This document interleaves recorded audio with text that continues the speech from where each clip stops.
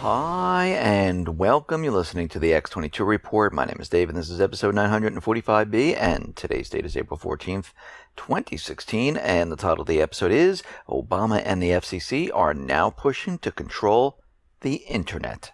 Let's get into the economic collapse, political, and geopolitical news. Now, last year we talked about the FCC and how they were going to reclassify broadband providers such as like Comcast, Verizon, Sprint, and others. And they were going to reclassify them as public utilities so the FCC could have control over this. And of course, this was in the name of net neutrality. And FCC Chairman Tom Wheeler, he kept on repeating, and he declared that the utilities would not be subject to any price controls. And he said, I quote, "There will be no rate regulation." Quote, "That means no rate regulation."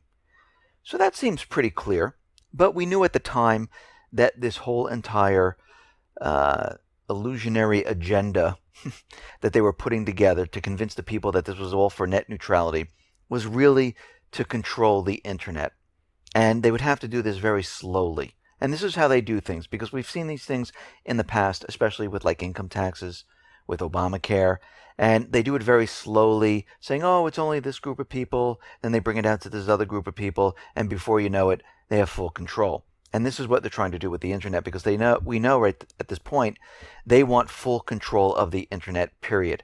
Because they do not like the alternative media. They don't like people posting things that they have no control over. We see other countries like Turkey, Saudi Arabia, China, and many others that actually control the internet, what goes on there, what's being taken down, what's censored. France, we see, has new laws about this. Spain has new laws about this. Canada has laws about this. And they hide a lot of things that they don't want you to see. And the U.S. would like to do the same exact thing.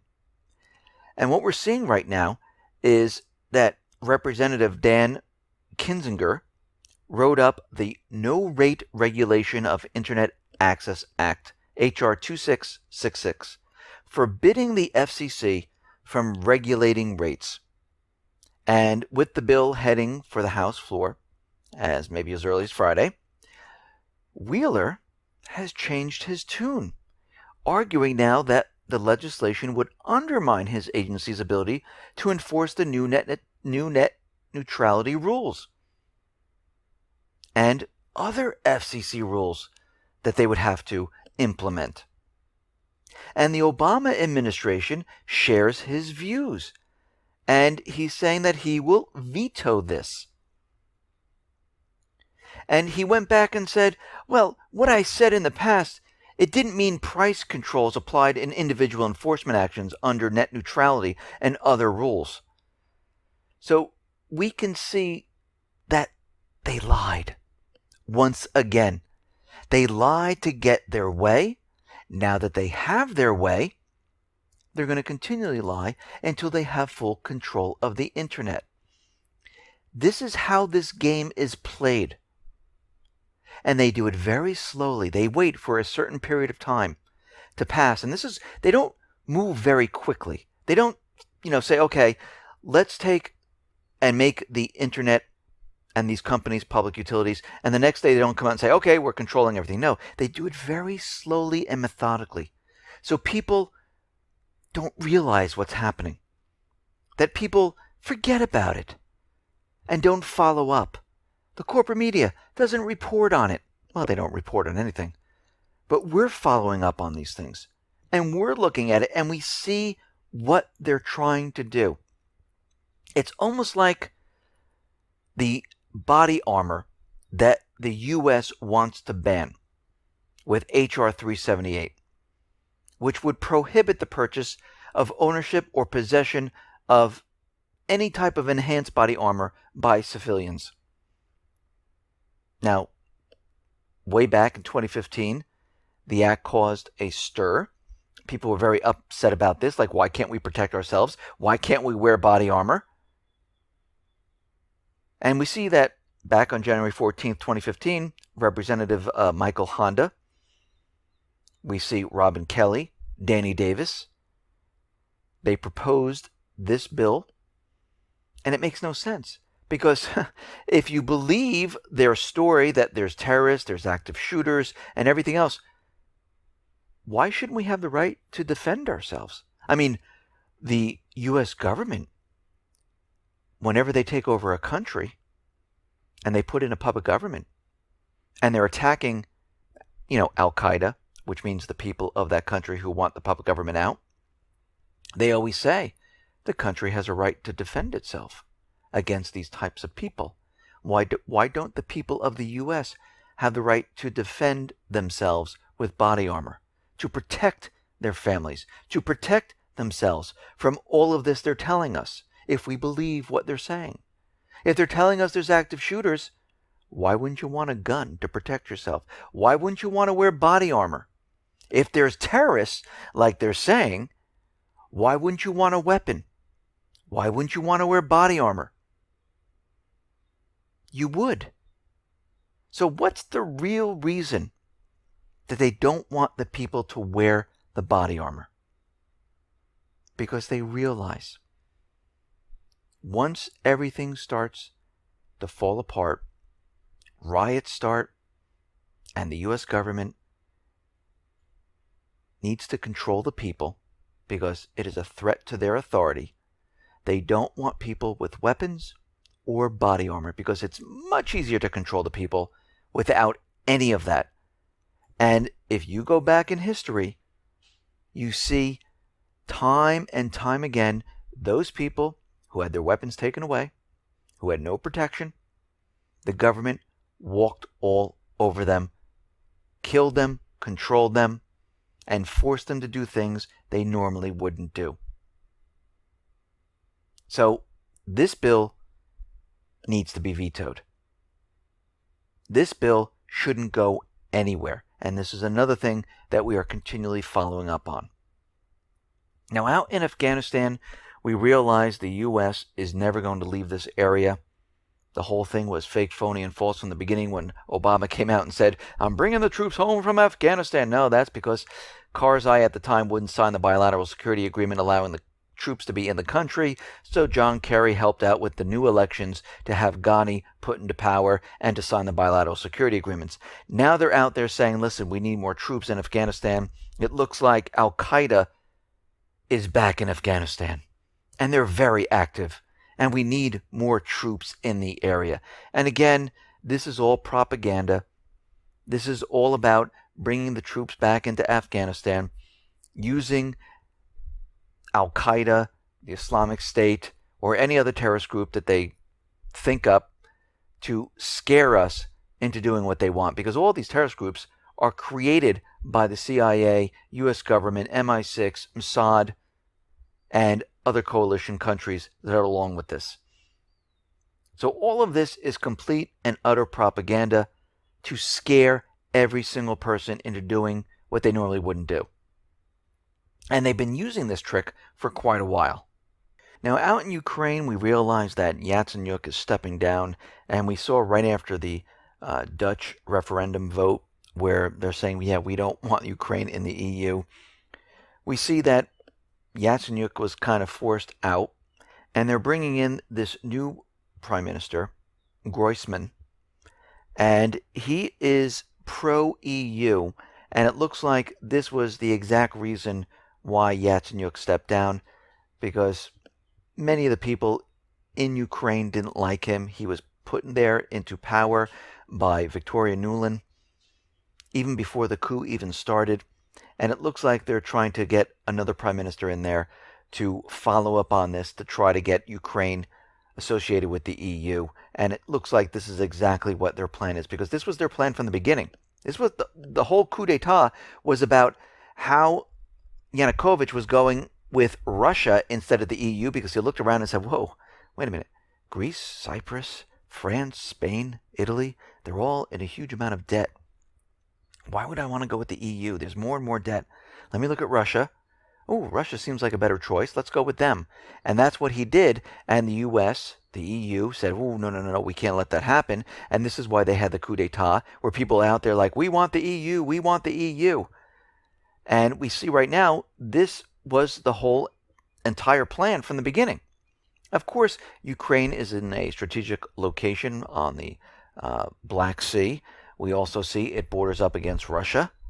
It also controls the gas pipelines. So there were many different reasons, but this was one of the major ones why they had the coup at the time. And we see that still their plan is not working out the way they want it to be. Now, out in Libya, we realize that there's the British forces that are in Libya. We know that Italy has their forces in Libya. We know the U.S. has their special op teams in Libya.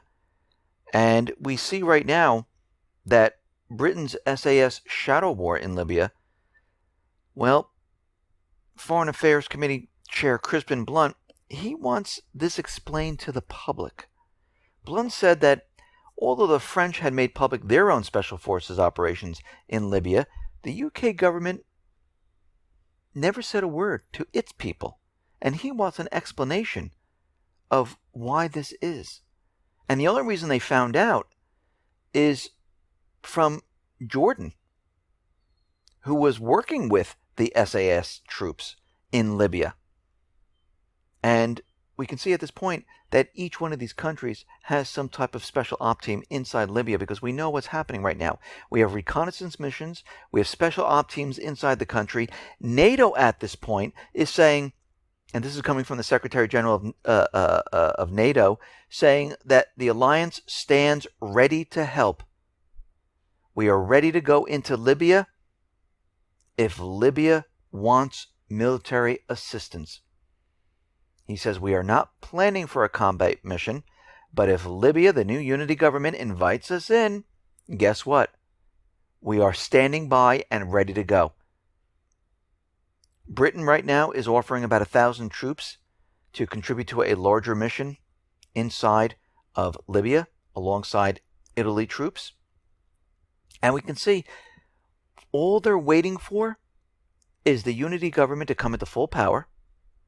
And they're getting ready to go in with troops, with fighter jets to bomb Libya. Now, Russia is out there, and they are saying, well, whoa, just a minute here. We are warning the Western nations at this point that we need to have a conversation about going into Libya. Because this one-sided endeavor will not lead to anything good.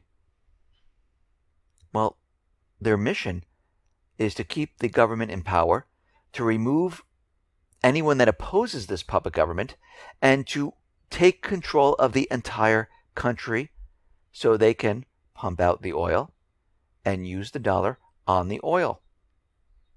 That's the whole mission here.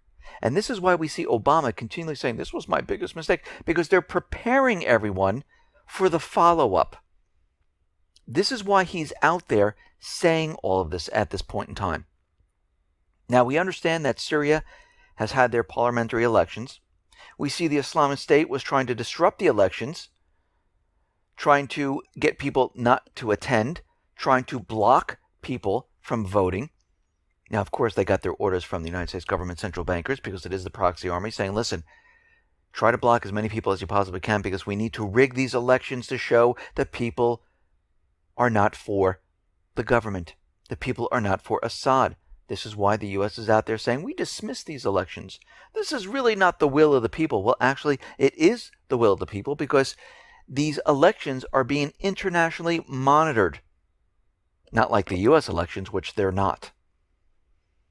So we see the Syrian army right now. They have cut off rebel supply routes in Aleppo. There's a huge battle going on in Aleppo at this point in time. And we know that's why al-Qaeda, al-Nusra, the Islamic State, all mixed together, have tens of thousands of people, soldiers, along Aleppo right now. Because we can see all of this is being used at this point to really go after Assad. And Plan B, even though the U.S. government is saying, there is no Plan B. Don't worry about Plan B. There is no Plan B. We're not doing anything. We're not bringing in weapons. We're not arming the moderate rebels. We're not doing any of this. Well, they told us this back, in 2011, 2012, and we come to find out that they lied once again, that they are arming the moderate rebels. Well, guess what? All these weapons, yes, have been delivered inside of Syria. And there are more lethal weapons on their way. And we can see already they're using these manpads. Now, we have a conflicting story at this time where the Islamic State, which is the proxy army of the United States government central bankers, they have said they've shot down a Russian jet in the northern city of Raqqa. Now, they're saying they have the 2 pilots and they're alive and they're holding them. Now, Russia, the Russian Ministry of Defense, they're denying these reports, saying we didn't even have a mission flying in this area. And he's saying that, Russia's saying that this is media provocation and propaganda to convince everyone that, the Islamic State is shooting down Russian jets. Now, we'll have to wait to see how this turns out, if the Islamic State can produce anything, because most of the time when we see these propaganda stories come out, it's a lot of words and there's no follow-up, there's no pictures, there's no video, there's no evidence of anything, and the story just dies down. And it was put out there for a specific reason, for an agenda, to make everyone think, oh my God, the Islamic State, they're so deadly, they're able to shoot down Russian jets. So we'll have to wait to see what this is all about. Now, the opposition is saying, listen, we are willing to share membership of a transitional governing body with the current members, but Assad cannot be there. So these talks are going absolutely nowhere at this point, because they keep coming back to the same thing. And we saw this in the Geneva 1 talks. We saw this in the Geneva 2 talks. And here we are with Geneva 3, and it's the same agenda. Now, we see additional military assets being moved around at this point. A squadron of Marine electronic warfare aircraft deployed to Incirlik Air Base in Turkey is going to join the U.S.-led campaign in Iraq and Syria. The EA-6B Prowler aircraft, this is the Marine Corps Tactical Electronic Warfare Squadron, will work to intercept and deny the enemy's ability to communicate. Very interesting, because what we see right now is the Incirlik base in Turkey being used for Saudi planes, U.S. planes, British planes, and the coalition planes. We see NATO is using AWACS for surveillance in Syria and in Iraq. We see NATO, Germany, England, all having ships, warships off the coast. We see the U.S. building and extending runways in Syria to bring in C-130 transport planes. We get the warning that everyone should be moved out of the Incirlik Air Base. About 700 military family members had to leave because of terror warnings. And I have air quotes. So we see at this point, with all this being brought in at this time, they are getting ready for something huge, a major offensive. And then we hear that the military is using cyber bombs to interrupt the internet of the Islamic State. Now, we know this is not what they're doing. They're trying to interrupt the internet communications of Russia, of the Syrian armed forces, of the people on the ground, to cause confusion. And we see all this being wrapped up with these new leaked documents saying that President Assad has, yes, committed war crimes. And they're saying that there's pages and pages, which was released by the Commission for International Justice and Accountability, saying that he should be committed of war crimes. But many other agencies are looking through this, other media looking through this, and there is no link once again to Assad. Now, of course, they're saying they had agents inside who are working with the group, and I have a funny feeling that these documents are completely fake. I think they were put out there as propaganda purposes, because as we saw with Caesar, who produced these photographs of all these people injured in hospitals, of people gassed outside. They were just the aftermath of what happened. There was never a link to what Assad said. Yeah, they showed the photographs and they said, yes, Assad's responsible for this. But like I said many, many times before, if you're in a murder case and you show a dead body, you can point to anyone and say, yes, that's the person that did it. But you need to show the link. You need to show how they did it, what the link is, and the evidence. And this is where it always falls short. So we're going to have to watch and follow this up because I see what's happening already. They're trying to build this up, and they use the gas attacks with sarin. They use the chlorine attacks, the mustard gas attacks, and it all pointed back to the Free Syrian Army. It all pointed back to the Islamic State, to the terrorist groups, and it was never pointing to Assad. And I have a funny feeling we're seeing more falsified documentation, and they're trying to put this out as propaganda to explain why they need to go back into Syria full force with Plan B. Because we see all this military assets, we see everything being prepared and ready to do this. And if they do this, and they don't stop, because as you can see, over time, they do not stop. They want that goal. Even if it causes war, it makes no difference. And it looks like we are definitely heading in that direction. Listen, everyone, thanks a lot for listening. Be well, be safe, and especially be prepared. Thanks a lot.